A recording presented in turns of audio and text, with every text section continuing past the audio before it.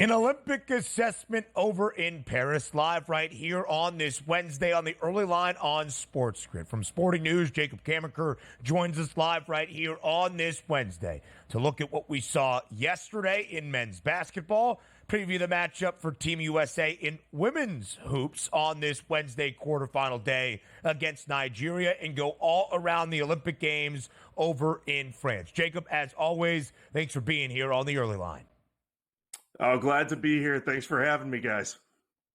122-87, Jacob. That was the final score yesterday. It was expected the Americans would roll into the semifinals at the Olympic Games, and that's exactly what they do, even covering as a 26.5-point favorite, blowing out Brazil by 35 points. Again, you could highlight a ton of good things that happened yesterday for the United States. Jacob, what was the favorite thing that you saw out of the Americans in the big victory over the Brazilians?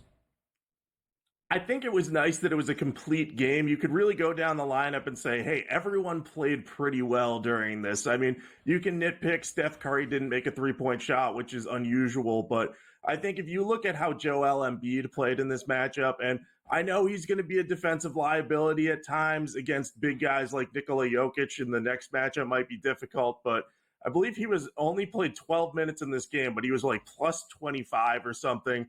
You had LeBron James out there just carving up defenses with his passing, which has really been key to the success of Team USA. And I think the biggest thing that came out of this, though, was Devin Booker being able to go 5 of 7 from 3. With Steph Curry kind of struggling with the shot, I think he's 5 of 20 from deep in the Olympics, which is way below average for Curry.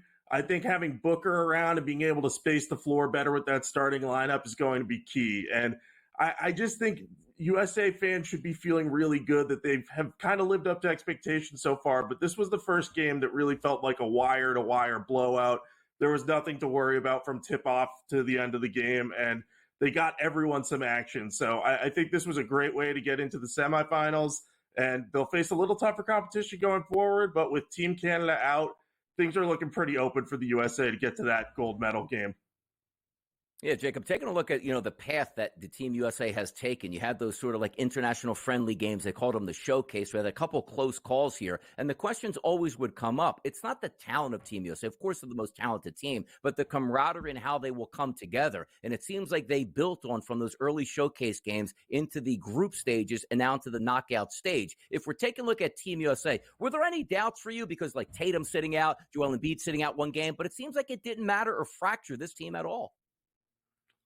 Yeah, they seem to have good chemistry going for them, and I think as their on-court performance has improved, I'm sure that's eased any tension surrounding playing time concerns, and I think Steve Kerr's ability to get everyone into recent games and kind of say, hey, Jason Tatum, you sat out this game, but that was more of a matchup thing. Whether or not that's true, he did put him in the rotation the next game.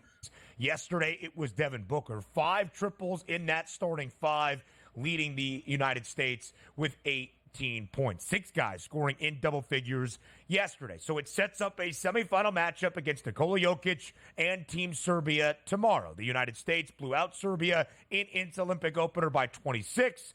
It's a 16.5-point spread for the semifinal contest in Paris on a Thursday evening. Jacob, you mentioned it, with Canada losing yesterday, with the host nation bump that France has been riding in every Olympic event, but now in men's basketball. France will take on Germany in the first semifinal tomorrow afternoon. The United States minus 600 to win its 5th consecutive gold medal at the Olympic Games. They have been a hefty favorite all along. So the question is not, can a team stand in the Americans' way? For me, Jacob, it's will a team even challenge the United States in a close contest in the Americans' pursuit of another gold?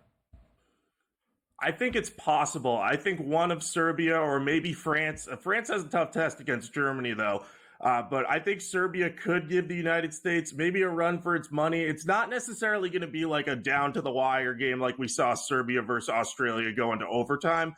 It's more of a can a team stay close enough to the United States in the fourth quarter that there's a little pressure on. I could see that happening if Nikola Jokic has a big game and if Steve Kerr doesn't change up his center rotation for that game, because the thing I'm curious about for this upcoming game is how are they going to use Joel Embiid? Is he going to be not fully benched, but is he going to be playing off the bench? Are they going to use Bam Adebayo and Anthony Davis more? I think if they do that, they're going to be in good shape to beat Serbia. But if Embiid stays in that starting lineup, Jokic could get off to a hot start. So I think the Americans will face tougher tests going forward, but I don't think that we're going to get any like nail biters like we did in the lead up to the Olympics against South Sudan. But I've been wrong before, so we'll have to just see what happens there.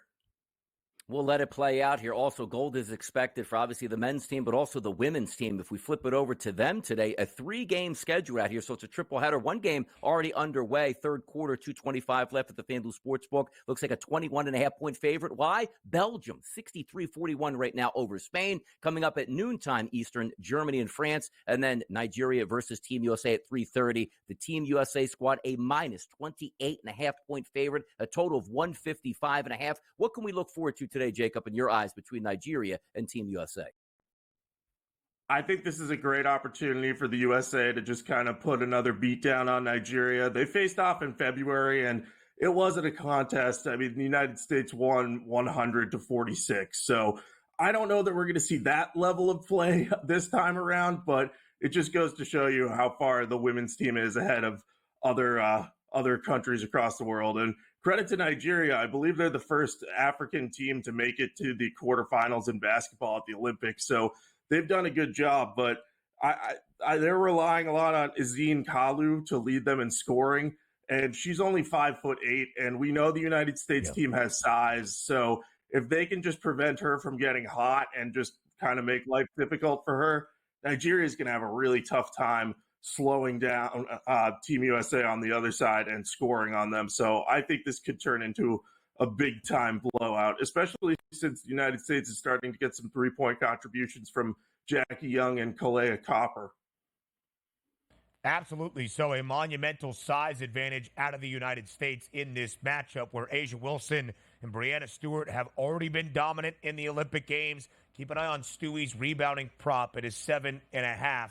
Again, huge size in favor of the U.S. Team USA perfect 3-0 at the Olympic Games so far, and they have won 58 consecutive basketball games at the Olympics dating back to 1992 in Barcelona. Minus 3,500 to win an 8th consecutive gold medal. Quickly, Jacob, before we let you go, in the final minute of this segment, the United States women's national team advancing to the gold medal match with some more theatrics. In extra time, 95th minute, Sophia Smith delivers the game winner for Team USA, who will take on Brazil after the Brazilians upset Spain yesterday. Is Team USA going to go home a gold medal winner at the Olympic Games?